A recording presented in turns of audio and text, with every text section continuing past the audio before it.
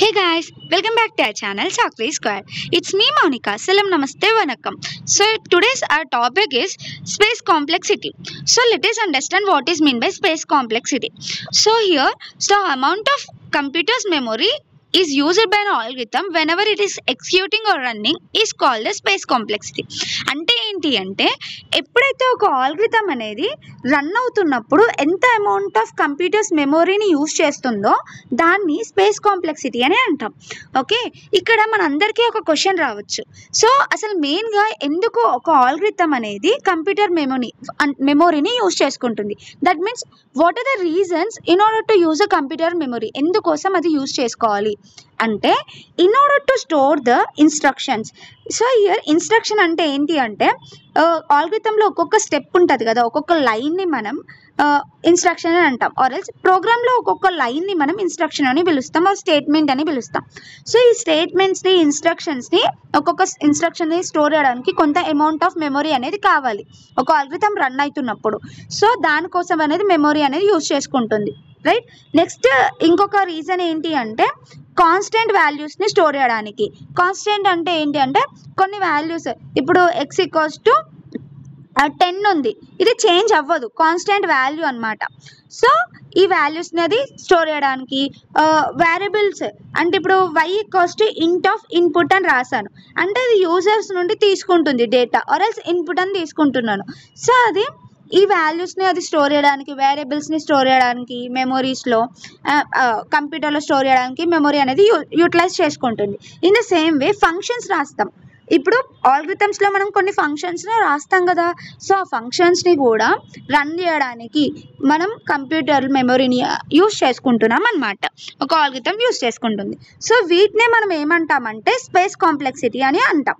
Okay, so దీని ద్వారా మనం ఏం చెప్పొచ్చు అంటే ఒక స్పేస్ కాంప్లెక్సిటీ అంటే దాన్ని ఎలా డిఫైన్ చేయొచ్చు అంటే the total amount of computers memory required by an algorithm to complete it's execution is called as space complexity of that particular algorithm.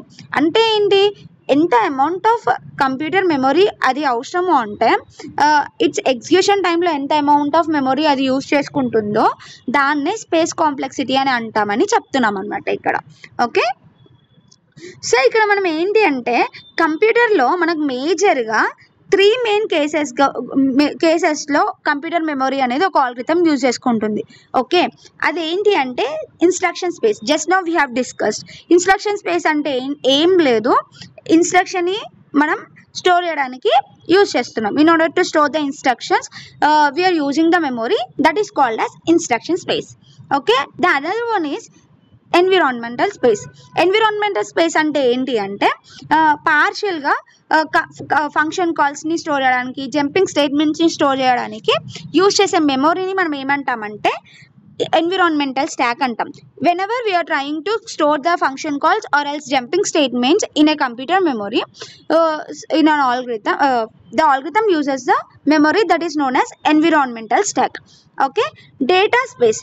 So data space ante enti ante here in order to store the variables and constants or data structures, so we are using a computer's memory that is called as data space. Okay, variables ni కానీ constants ని కానీ store చేయడానికి కంప్యూటర్లో మనం మెమొరీని use చేసుకుంటున్నాం, దాన్ని data space అని పిలుస్తున్నాం. ఓకే, ఇక్కడ మనం బేసిక్గా ఒకటి నోట్ చేసుకోవాల్సిన పాయింట్, ఇంపార్టెంట్ పాయింట్ ఏంటి అంటే ఒక ఆల్గరిథం యొక్క పర్ఫార్మెన్స్ని మనం చెప్పాలి అనుకోండి. If we wanted to analyze an algorithm performance, then we will only consider data space. We will ignore the instruction space as well as environmental stack. Okay, so మనం only ఒక data స్పేస్ని మాత్రమే consider చేస్తాం ఒక algorithm యొక్క పర్ఫార్మెన్స్ని analyse చేయడానికి. Okay, that means what we can say that we are only calculating variables and constants memory. Okay, ఒక memory space కాంప్లెక్సిటీని మనం measure చేయడానికి వేరియబుల్ యొక్క మెమొరీ ఎంత తీసుకుంటుంది, కాన్స్టెంట్స్ ఎంత తీసుకుంటున్నాయి, మెమొరీని ఎంత అమౌంట్ ఆఫ్ మెమొరీని యూటిలైజ్ చేస్తున్నాయి, అండ్ స్ట్రక్చర్స్, డేటా స్ట్రక్చర్స్ కానీ ఎంత అమౌంట్ ఆఫ్ మెమొరీని యూటిలైజ్ చేస్తుంది అని చెప్పేది స్పేస్ కాంప్లెక్సిటీ అనమాట. దీని ద్వారానే మనం పర్ఫార్మెన్స్ అనేది అనలైజ్ చేస్తాం. ఒక ఎఫిషియెంట్ ఏంటి అంటే చెప్పాల్సుకున్న పాయింట్ ఏంటి అంటే ఇక్కడ ఒక ఎఫిషియంట్ ఆల్గరిథం ఎప్పుడైనా కూడా కంప్యూటర్స్ యొక్క స్పేస్ని తక్కువ యూజ్ చేసుకునేలాగా చూసుకుంటుంది, లెస్ అమౌంట్ ఆఫ్ మెమరీని యూటిలైజ్ చేసేటట్టు చూస్తుంది. ఓకే ఓకే అదే బ్యాడ్ ఆల్గరిథం ఏం చేస్తుంది, it uses more amount of memory. Okay computers memory చాలా యూటిలైజ్ చేస్తుంది అనమాట. ఓకే సో ఎప్పుడైనా efficient algorithm uses less amount of space complexity. Okay so now let us see with an example. ఇప్పుడు ఒక కంప్యూటర్లో మనం ఏ విధంగా ఈ మెమొరీని క్యాలిక్యులేట్ చేస్తామో చూద్దాం. సో అది ఏ విధంగా చూస్తాము అంటే, first of all we need to understand the data types. Each data type ఎంత అమౌంట్ ఆఫ్ మెమొరీని యూటిలైజ్ చేసుకుంటుందో తెలియాలి. ఇక నేను ఒక సి లాంగ్వేజ్ని తీసుకున్నాను. సో ఈ సి లాంగ్వేజ్లో ఇప్పుడు ఇంటీజర్ని స్టోర్ చేయడానికి 2 bytes ఆఫ్ మెమొరీ నాకు కావాలి. అదే ఫ్లోట్ని స్టోర్ చేసుకోవాలి అంటే 4 bytes ఆఫ్ మెమొరీ కావాలి. ఇన్ ద సేమ్ వే క్యారెక్టర్ని స్టోర్ చేయాలంటే 1 byte కావాలి. అండ్ 6 or 8 bytes డబుల్ వాల్యూని స్టోర్ చేసుకోవడానికి కావాలి. ఓకే నేను ఇక్కడ ఒక ఫంక్షన్ రాశాను, ఇంట్ స్క్వేర్ ఆఫ్ ఇంట్ ఏ అని రాశాను. ఇంట్ స్క్వేర్ అనేది ఒక ఫంక్షన్, అందులో పారామీటర్ లాగా ఆర్గ్యుమెంట్ లాగా ఏమి ఇస్తున్నాడు, ఇంట్ ఏ అని అన్నాడు. సో ఇంట్ ఏ అంటే is nothing but what, it is an integer. Okay ఇంటీజర్ని మనం స్పెసిఫై చేస్తున్నాం. సో ఒక ఇంటీజర్ అనేది ఏ అనే వేరియబుల్, ఇది it's a variable. Okay it's a container which will store the integer value. For example 2 or else 3 ఇట్లా ఏదో ఒక వాల్యూని స్టోర్ చేసుకుంటాను. ఇలా ఇప్పుడైతే నేను 2 అనే వాల్యూని స్టోర్ చేసుకుంటున్నాను ఈ ఏ అనే వేరియబుల్లో. సో ఇది ఇంటీజర్ కదా, ఈ 2ని నేను మెమొరీలో స్టోర్ చేయాలి అంటే for example it's a memory. Okay ఇది 1000 అడ్రస్, 100, 101 ఇట్లా అనుకోండి అడ్రసెస్. సో ఈ 2ని మెమొరీలో కంప్యూటర్స్ మెమొరీలో స్టోర్ చేయాలి. సో నేను ఈ 2ని స్టోర్ చేయాలి అంటే how much amount of memory I want 2 bytes. C లాంగ్వేజ్లో ఎంత అమౌంట్ ఆఫ్ మెమరీ కావాలి, 2 bytes ఆఫ్ కావాలి. సో 2 bytesలో 2 అనేది స్టోర్ చేసుకుంటాను. Okay so 2 bytes of memory కావాలి, ఇక్కడ 2 రాసాను. దెన్ ఇక్కడ ఫంక్షన్ లోపల ఏం జరుగుతుంది,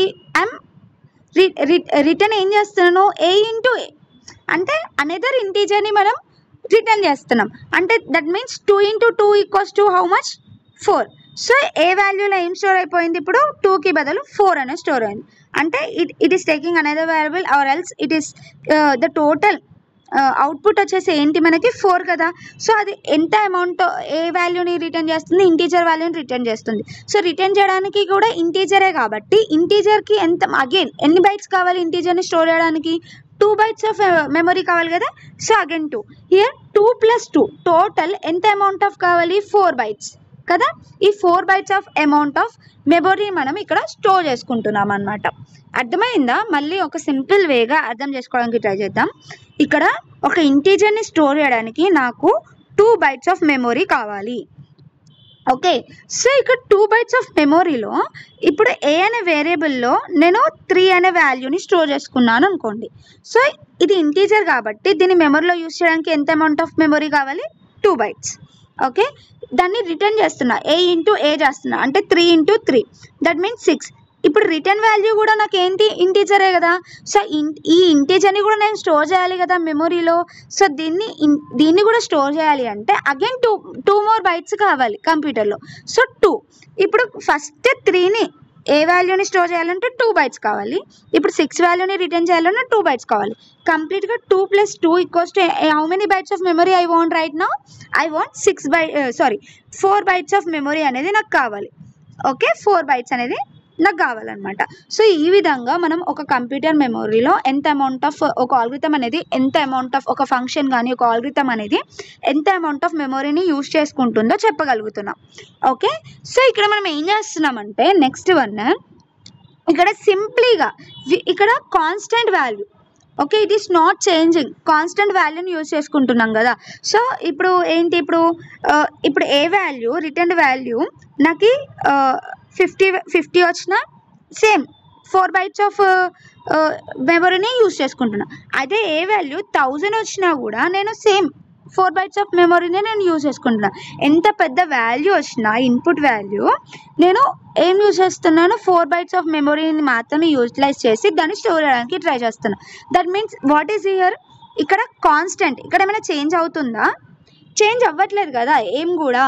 సో ఇన్పుట్ వాల్యూ మనం చేంజ్ చేసినా కూడా, ఇన్పుట్ వాల్యూ మనం చేంజ్ చేసినా కూడా, ఎంత పెద్ద వాల్యూ ఇచ్చినా కూడా మనం యూజ్ చేసే మెమరీ చేంజ్ అవ్వట్లేదు కాబట్టి దాన్ని ఏమంటామంటే కాన్స్టెంట్ స్పేస్ కాంప్లెక్సిటీ అంటాం.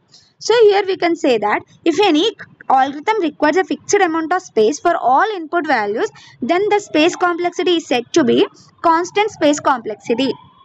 Okay, now let us see another example. Okay, ఇంకొక ఎగ్జాంపుల్ చూద్దాం. సో ఇక్కడ ఏంటి అంటే ఇక్కడ చూడండి. సో ఇప్పుడు నేను సమ్ అనేది ఇంకొక ఫంక్షన్ రాశాను, అందులో ఇన్పుట్ లాగా అరే ఇచ్చాను, ఇంకొకటి ఎన్ వాల్యూ ఇచ్చాను, ఇంట్ ఆఫ్ అరే. అరేని ఇప్పుడు నాకు అరేలో ఎన్నో నంబర్ ఆఫ్, ఫర్ ఎగ్జాంపుల్ 1, 2, 3, ఇక్కడ 3 ఉన్నాయి. సో 3 ఉన్నాయి కాబట్టి ఇక్కడ ఇంట్ వాల్యూస్ కదా ఇవన్నీ. అంటే ఇప్పుడు ఒక్క బైట్ని స్టోర్ చేయాలి అంటే ఎంత కావాలి? 2 బైట్స్ కావాలి. ఒక ఇంటీజర్ని స్టోర్ చేయాలంటే 2 bytes, right? So 2 into 3 how much it is? It is nearly 6 bytes of memory కావాలి. అదే ఇప్పుడు నాకు ఈ అరేలో ఎన్ని నెంబర్ ఆఫ్ ఇంటీజర్స్ స్టోర్ చేస్తానో నాకు తెలియదు. For example N value store చేస్తాం అనుకున్నాం అంటే ఇప్పుడు నేను దీన్ని దేంతో మల్టిప్లై చేయాలి? 2 తోటి మల్టిప్లై చేయాలి. Okay, 2n bytes of memory we need in order to store an array in a computer memory. అర్థమవుతుందా? సో ఇక్కడ నాకు అరేని స్టోర్ చేయడానికి 2n bytes of memory కావాలి. In the same way n integer, n అనేది ఏంటి? Integer. దీన్ని కూడా మనం స్టోర్ చేయడానికి ఎంత అమౌంట్ ఆఫ్ మెమరీ కావాలి? 2 + 2 bytes ఆఫ్ మెమరీ అనేది కావాలి, ఇంటీజర్ కాబట్టి. దెన్ ఇక్కడ సమ్ అనే వేరియబుల్ తీసుకున్నారు. ఓకే, సమ్కి 0 ఇనిషియలైజ్ చేశారు, ఐని ఇనిషియలైజ్ చేశారు. సో 0 అనేది ఇంటీజరే కదా, సో కాబట్టి దీనికి కూడా 2 bytes కావాలి, ఐకి కూడా 2 bytes కావాలి. That means 2 + 2. ఓకేనా? Now we are returning sum as well. It లాస్ట్లో మనం ఏం చేస్తాం? సమ్ని రిటర్న్ చేస్తాం. రిటర్న్ చేయడానికి కూడా మనకి దీనికి కూడా మనకి ఏమంటారు, కొంత అమౌంట్ ఆఫ్ మెమరీ కావాలి కదా. సో ఇది ఇంటీజర్ కదా, +2 వేసుకోండి. ఓకేనా? సో ఇప్పుడు టోటల్ క్యాలిక్యులేట్ చేయండి ఎంత అవుతుందో. 2n + 2 + 2 + 2 అంటే 2 + 2 4, 4 + 2 6, 6 + 2 8. అంటే టోటల్ ఈ ఫంక్షన్ని మనం స్టోర్ చేయడానికి, ఎగ్జిక్యూట్ చేయడానికి మనకి ఎంత అమౌంట్ ఆఫ్ మెమరీ కావాలి కంప్యూటర్లో? 2n + 8 bytes ఆఫ్ మెమరీ మనకి అవసరం అన్నమాట. ఓకే, ఒక కంప్యూటర్ మెమరీలో ఇంత అమౌంట్ ఆఫ్ కావాలి.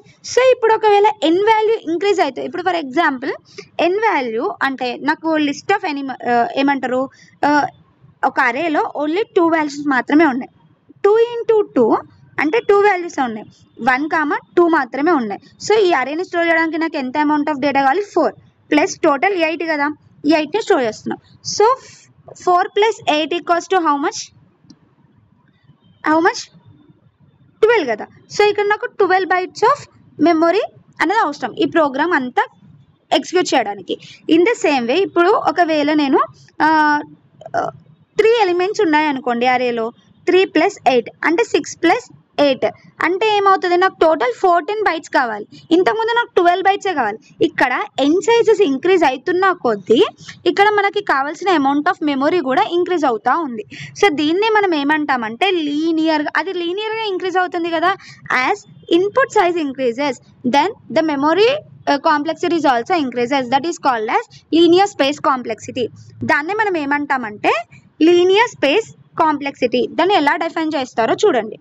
If the amount of space required by an algorithm is increased with the increase of input value, then the space complexity is said to be linear space complexity. Okay, so idantha space complexity gurinchi annamata. So these are the 2 types of space complexities. Okay, I hope మీ అందరికీ నేను చెప్తుంది అర్థమవుతుందని అనుకుంటున్నాను. if you have any doubts, please comment in the comment section and I'll resolve it. దాన్ని solve చేయడానికి, మీ డౌట్స్ని clear చేయడానికి help చేస్తాను. మీకు కనుక నేను చెప్పే కంటెంట్ నచ్చినట్లయితే like, share and subscribe and don't forget to hit the bell icon. Thank you so much. Thanks for your support and all.